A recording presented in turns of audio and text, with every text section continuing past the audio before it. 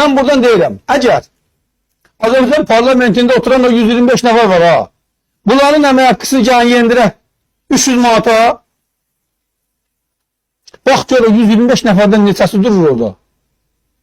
Daban 56 tüpürüb üzü istəyirəm. Dabanlara qaçarlar hamısı orada. Niyə? Deyəcəklər qardaş biz bura biznes mərkəzi kimi gəlmişik. Bura bizim şirkətimizdir.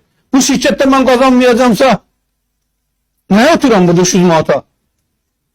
Baxım adamın gözünü çıxadırlar. Deyirlər 300 manatadan dolan hələ. 300 manat bir körpə uşağın tam peysi ilə uşaq yeməyidir. 300 manatadan dolan ha. Cəmaatı barmağınıza dolayırsınız. Deyərlər və üst çevirərlər. Bu dövlətdən də, bu hökumətdən də. Hamısı çıxacaq öz işində alınca. Amma orada fikir verin, yığışandan böyük əsləti biznesmendir. Öz biznesləri qorumaq üçün hələ utanmadan öz əmək haqqlarını da qaldırırlar ha. Milyardlarla pul yeyirlər. Tutan deputatdır, dərman mafiyasına baxır, işinə baxır. Deputatdır, onkolojiyanın direktorudur. Deputatdır, şirkəti var, binatı itirir. Deputatdır, nə bilim, hələ bir dənə monopoliya baxır, qardaş.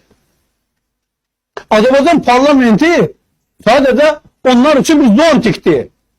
Yəni koruyucu bir zontikdir. Ona görə parlamentə seçiliblər. Və bu hökumət də niyə onları parlamentə seçib? Sabah onları boğaz eləmək üçün. Bizdə də barman belə silkəl atın ki, mən deyən qanunu qəbul elə. Eləməzsən, əlindən hər şey alır. Məcburdur neyləsin, qəbul eləsin. Boşuna deyil ki.